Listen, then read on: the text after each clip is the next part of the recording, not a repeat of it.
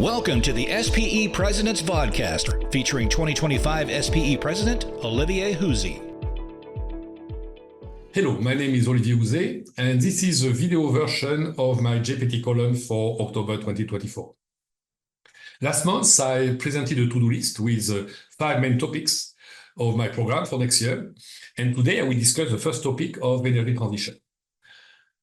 As I mentioned last month, there is a significant geographic contrast within our industry and within SPE on just how energy transition is perceived and developed.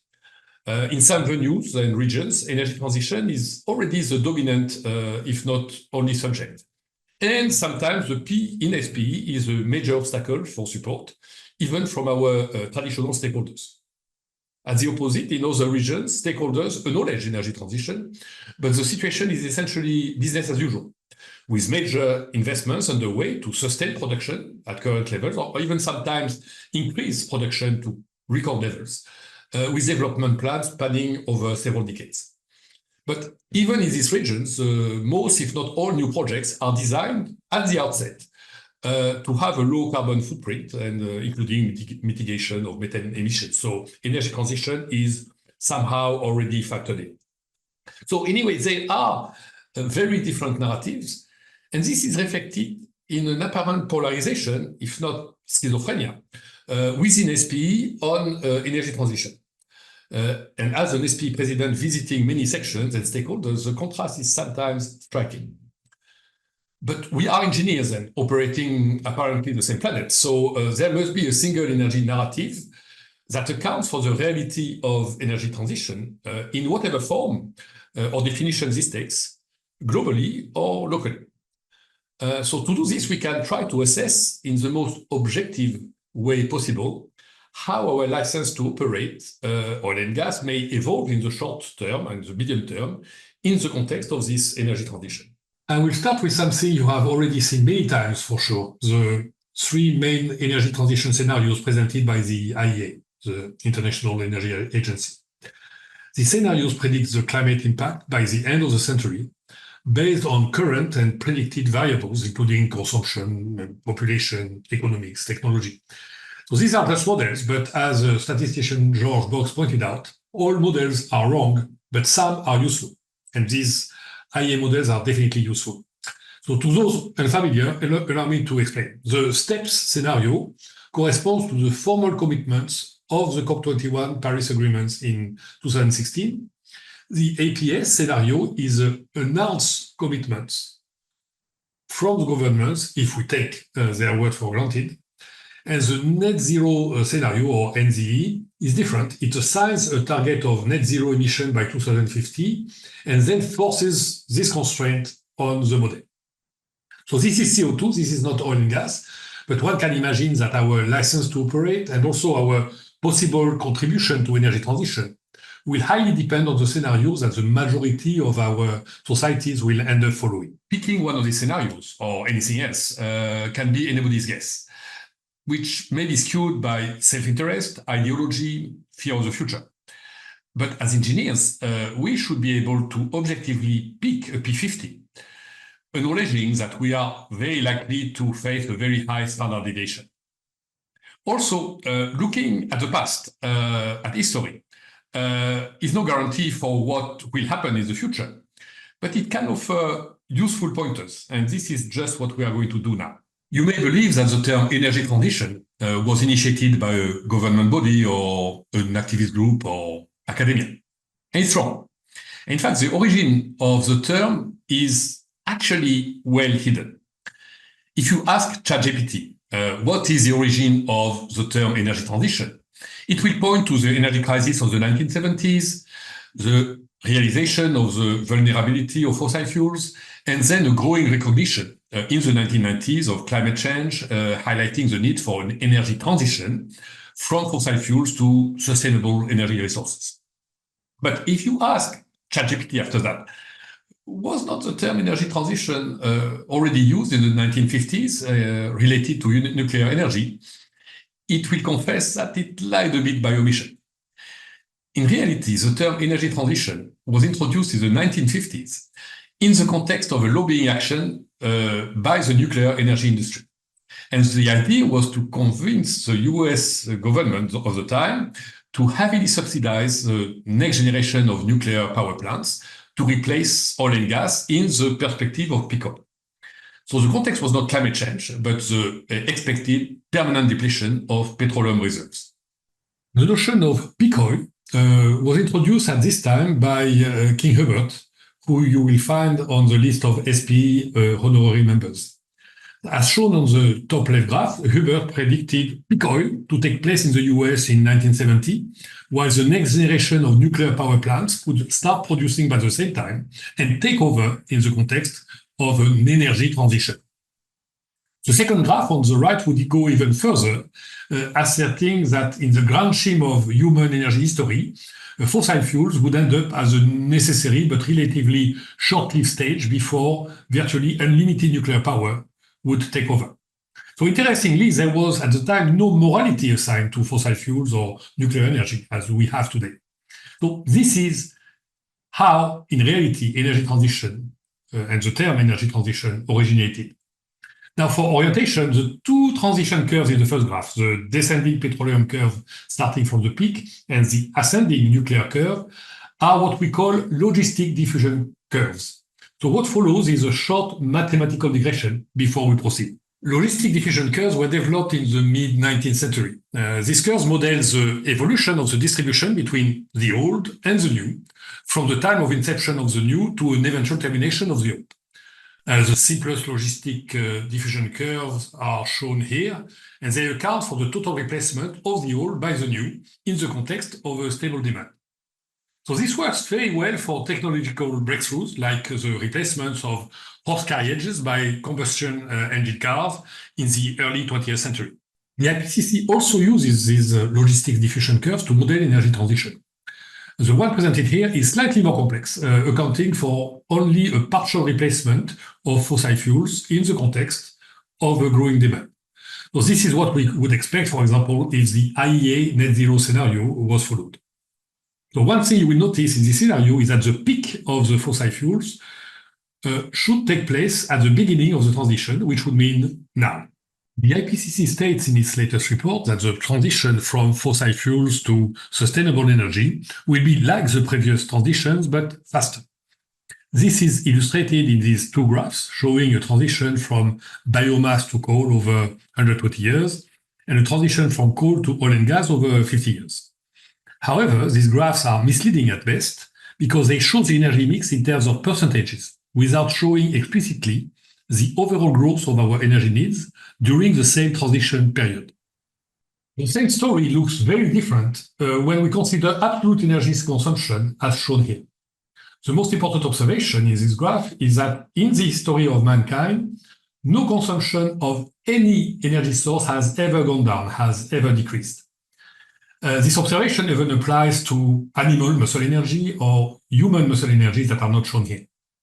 For example, peak coal consumption did not occur at the beginning of the transition to oil and gas in the 1920s. The record consumption of coal was in 2023, even though the growth rate is indeed slowing.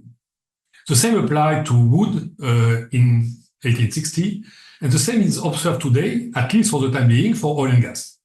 So historically, energy transitions have never been about substitution of the old by the new. These transitions have always been about aggregation. The old energy source would continue to be steadily consumed and even sometimes increased, while the new energy source would take over the overall growth until it reaches eventual dominance. Historically, in fact, old energies have always been used to boost new energies and the condition of the development of these new energies in the early stage of their development, until in turn, these new energies would be used to improve the conditions of production of the old energies, hence producing a complex and interdependent energy mix. There are many historic and present illustrations of this process, but here I show only one. This is a photo of the main Ford Model T factory in the 1930s. Here we observe that half of the land area of the factory was occupied by mineral stocks, and the largest stock was by far coal. In the 1930s, 7 tons of coal were needed to build a Model T Ford, more than the weight of the gasoline this car would consume over its operational life. And even today, it takes 2 tons of coal to build a mid-sized electric car in China. And there are many other examples, historical and current, from wood to lithium, which illustrates the evolution of different sources of energy and their resulting interdependence within the energy mix. But enough of history, and let us switch back to the present situation and our short to medium-term future. Now, to those who believe that SPE should take a side in the energy transition debate, please be reminded that SPE is a US-registered 501c3 not-for-profit technical organization and professional organization. Specifically, SPE, as such, is not permitted to lobby. Now, in theory, this lobbying restriction only applies to US politics, but in practice, SPE has consistently refrained from any lobbying at large. And I believe this non-partisanship is essential for the credibility of a technical society, and this will remain this way unless and until we change our values. So this means that as SPE, our action starts with the license to operate, whatever it is, delivered by our societies to our stakeholders. So ultimately, if one day our societies decide that we have to close shop for the greater good, so be it. It is very likely, but in any case, it is not our mission to be part of this discussion in general, and certainly not now. So we just have our work to do. However, as SPE, we have the duty to have a cold look at what this license to operate is likely to look like in future scenarios, and also which scenario is the most likely. This is required to get organized, to refine and size our mission, to adjust our strategic plans, and probably most of all, to provide a realistic perspective to our younger generation of engineers. Now, let us go back to the 3 IEA scenarios, STEPS, APS, and net zero, and let us consider these scenarios in terms of the evolution of the anticipated consumption of oil, gas, coal, and renewables. As we can see, STEPS is the only scenario which anticipates relative stability of the production of oil and gas. Only coal production is expected eventually to decline, whatever the scenario, and this will be a first level when this happens. Now, while not defending any scenario, one would have to acknowledge that STEPS, or a variation of it, is the most likely scenario as it is a convergence of many elements. The history of past energy transitions, as we have just seen, all current indicators we have in hand, whether it's economic, security, reliability, etc. The economic burden of the other 2 scenarios, which are not currently addressed in any realistic global plan, and the undeniable need for affordable energy in emerging countries to grow without having to pay a climate debt that they have not to date contracted. Now, the idea is not to cherry pick our preferred scenario and to select the stories that we want to hear. And even if STEPS is the most likely scenario, it is only a P50. So we know that the future energy mix will be a very moving target. It will be affected by how the climate crisis evolves and whether our current models turn out to be too pessimistic or too optimistic. It will depend on geopolitical developments, global and regional economical developments, technical breakthroughs, whatever. Also, it does not mean that our societies should not do more than STEPS, and it does not mean that they will not do more than STEPS, but STEPS is the current trajectory. What is also interesting in this STEPS scenario is that it explains, at least partially, the divergence between developed and emerging countries on energy transition. And this is shown in these graphs. The STEPS scenario combines a substantial and logical reduction of oil and gas in developed countries, compensated by an increase of consumption in emerging countries. And this concept is amplified by a strong public rejection of oil and gas in many developed countries, generally the ones which do not have a strong oil and gas culture. And in addition, many developed countries are expected to exceed the objectives of the STEP scenario, hence amplifying the contrast between these 2 groups of countries. Now, at this stage, I'm thinking about those who may read this column or watch this video while not knowing much about our industry and SPE. And they may think that the anticipation of 25 more years of stable production looks very much like a self-serving narrative wrapped into some kind of economic realism. And they may not understand why it is taking so long for oil and gas to be replaced by something else, And they may attribute this inertia to many possibly very wrong reasons. So why are we not able to phase out oil and gas much faster if we really want to? And there are probably many factors to explain the situation, but principally it is because oil and gas as a product is irreplaceable, at least in the medium time frame, like 25 to 50 years. Now, do not take my word for it. You just have to listen to Vaclav Smil, a world-class expert on energy who does not particularly like nor dislike our industry, but who always had a pragmatic approach to energy problems. So the following is not a direct quote from him, but a request to ChatGPT to summarize his view on oil and gas related to future energy scenarios. And it is totally consistent with what I read in his books, which I highly recommend. Now, I'm not going to read it loud. I just let you pause this video within the next few seconds. So please take your time. So far, we have covered one aspect of energy transition, its expected impact on the evolution of our license to operate oil and gas. The other aspect is the extension of our technical boundary in the context of additional subsurface activities that we have progressively added to our mission in the context of energy transition. So there can be many ways to structure and map the different components of SPE's present and future mission. So the one suggested here shamelessly plagiarizes the tagline of a major service company, so I hope I'm not getting into trouble here. So it states that in the long run, the development of SPE will be based on three pillars: core, low carbon, and new energy. So core includes our historic activity of the exploration and production of oil and gas. And beyond production, it also includes classic gas storage. Low carbon, or decarbonization in Europe, includes the mitigation of the direct greenhouse gas emissions in our industry, together with the removal of CO2 via CCUS.